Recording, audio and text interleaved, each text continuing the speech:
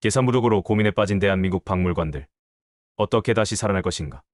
손위기 진단과 새로운 청사진. 세계의 경제난이 심각하다. 대한민국의 경제도 어렵다. 국가 예산도 부족하다. 예산이 부족해지면 가장 먼저 허리띠를 졸라매는 분야 중 하나가 문화예술 분야이고, 이 문화예술 분야에 박물관이 포함되어 있다. 국공립박물관의 운영이 점점 어려워지는 상황은 우리나라만의 이야기는 아니다. 5년 전 지자체 학예연구사 신분이었을 때 경기도의 학예사들과 함께 일본의 박물관 관계자들과 회의를 한 적이 있는데, 이미 그때도 그곳의 학예사들이 예산이 줄어든 상황에 대해 심각하게 고민하고 나름대로 대처하고자 노력하고 있었다. 이런 추세는 앞으로도 계속될 것이야. 이런 상황에 대한 대비가 필요한 이유가 여기에 있다. 대한민국 박물관은 현재 양적 팽창의 시대를 지나 질적 전환의 기로에 서 있다. 그러나 다수의 박물관이 잠재력을 온전히 발휘하지 못한 채 정체되어 있다는 비판의 직면에 있다. 이 위기의 본질은 단순히 예산이나 인력 부족의 문제가 아니라 보다 근본적인 시스템의 실패에서 기인한다. 본고는 대한민국 박물관이 직면한 구조적 병폐를 책임성 없는 시스템, 활용 없는 보존 철학, 소통 없는 콘텐츠라는 세 가지 핵심 요인으로 진단한다. 그리고 이에 대한 구체적인 해법으로 현장의 성공과 실패 사례 분석을 바탕으로 한 시스템의 재건 투자와 평가, 정체성의 전환 문화, 창업가, 콘텐츠 혁신 재미와 스토리텔링이라는 3대 혁신 전략을 구체적인 청사진으로 제시하고자 한다. 이는 단순한 비판을 넘어 지속가능한 박물관 생태계를 구축하기 위한 실천적 대안이다. 제1부 진단. 우리의 박물관은 왜 잠들어 있는가? 1.1 보존이라는 착각. 보존 이후의 진공 상태가 나은 비극. 솔동무의 6.2 전 박물관 사례는 현행 시스템의 구조적 실패를 압축적으로 보여준다. 재건축 현장에서 발견된 조선시대 유구를 건물 지하에 보존하고 건축주에게 용적률 인센티브를 부여하는 방식은 개발과 보존의 상생 모델로 주목받았다. 그러나 이 합의에는 치명적인 점이 존재했다. 박물관에 조성이라는 일회성 의무는 있었지만 그것을 누가 어떻게 언제까지 지속적으로 관리하고 운영할 것인지에 대한 법적 구속력 있는 장치가 부재했다. 현행 매장문화재법은 유적의 보존 조치 이후 영속적인 관리와 활용에 대해 명확한 책임을 규정하지 않음으로써 모든 이해관계자가 책임을 회피하는 구조, 즉 보존 이후의 진공상태 post preservation vacuum을 만든다. 이러한 구조적 결함은 필연적으로 도덕적 해이를 유발한다. 건축주는 용적률 상향이라는 이익을 얻는 순간 비용만 발생하는 박물관 운영에 대한 동기를 상실하게 된다. 시스템은 보존 공간의 조성을 유도했지만 그 공간의 지속가능한 운영은 외면한 것이다. 결국 보물이라 불리던 유적은 창고와 토익 강의실로 전락했으며 끝내 폐쇄되었다. 이는 특정 건축주의 책임이라기보다 영속적인 관리 의무를 담보할 재원 모델과 법적 강제력 없이 일회성 개발 허가와 맞바꾼 정책의 총체적 실패다. 이러한 패턴은 민간 개발에만 국한되지 않는다. 증릉곡 선사유적공원이나 파주 대능리 선사유적공원처럼 공공 프로젝트에서도 동일한 문제가 반복된다. 초기 건설은 대대적으로 이루어지지만 장기적인 유지 보수 및 프로그램 운영 예산이 부재하여 결국 흉물로 방치되는 고아 유적 orphan heritage sites이 양산되는 것이다. 근본적인 문제는 문화유산을 지속적으로 관리해야 할 생명체로 보지 않고 일회성 건설 프로젝트로 취급하는 시스템의 근시안적 태도에 있다. 1.2 책임감 없는 예산, 영혼 없는 기획, 복사 붙여넣기 행정과 좀비 프로젝트의 시대. 공적 자금이 투입되는 문화 사업의 가장 큰 병폐는 성과에 대한 엄정한 평가, 시스템이 부재하다는 점이다.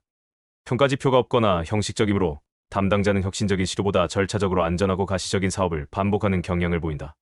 그 결과 전국 곳곳에서 복사 붙여넣기 크로스, 트라우식 사업이 난립한다. 한 지역에서 출렁다리가 성공하면 전국이 출렁다리를 딛고 벽화마을이 유행하면 모든 골목이 벽화로 뒤덮인다.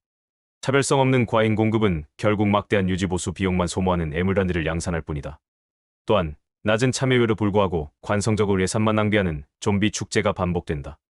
이는 혁신 없는 전시행정의 필연적 귀결이다. 이러한 시스템 실패는 한국의 민영화된 구제발굴 시스템에서도 동일하게 발견된다.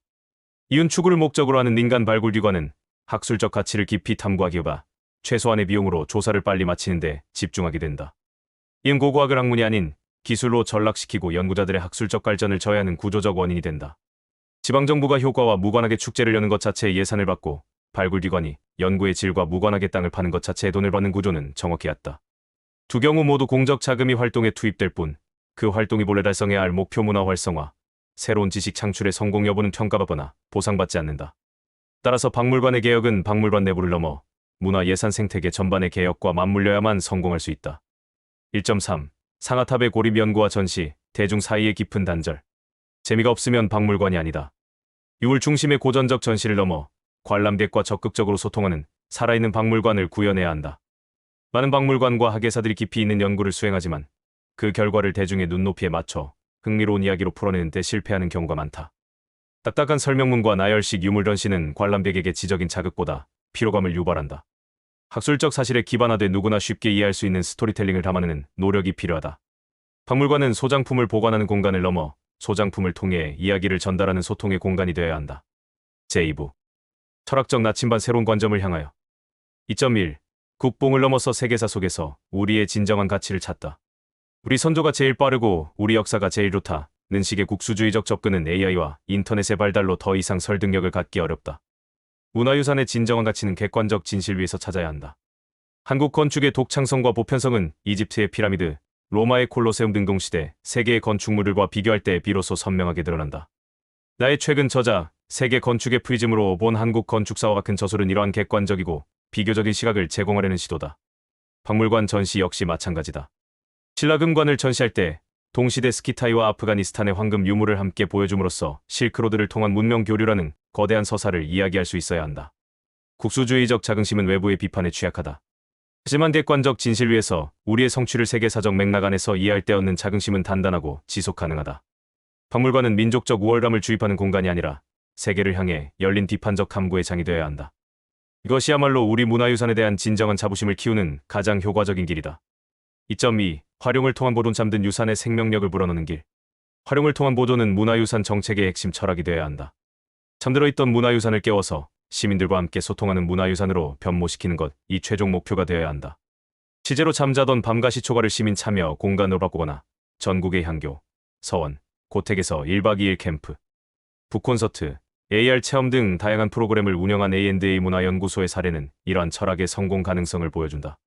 문화유산은 유리상자 안에 박제될 때 그 생명력을 잃는다.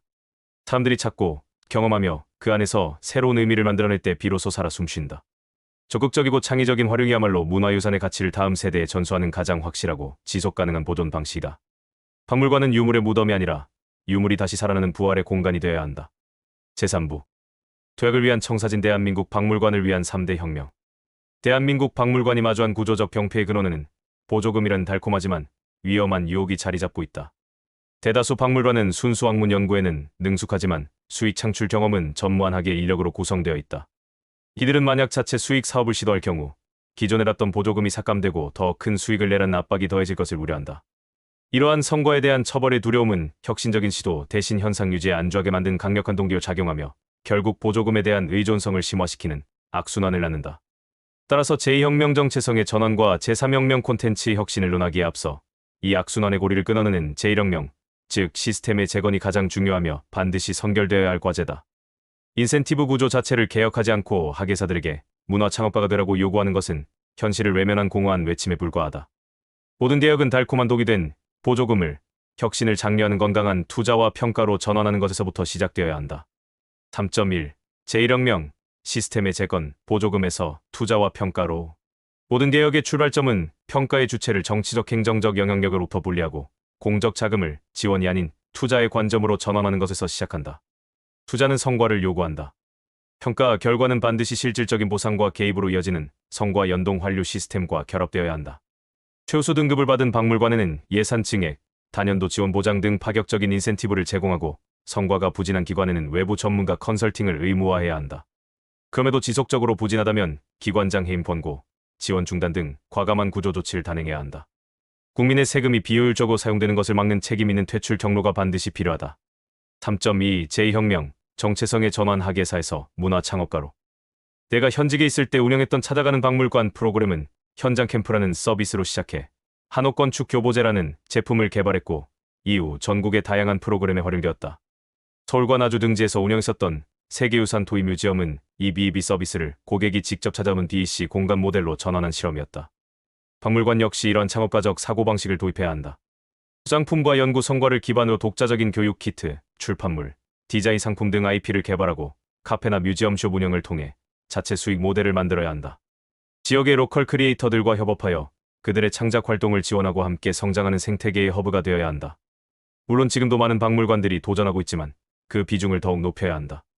3.3 제3혁명 콘텐츠 혁신 소장에서 소통으로 재미와 스토리텔링의 박물관의 모든 활동은 재미가 없으면 박물관이 아니다라는 철학에서 시작해야 한다.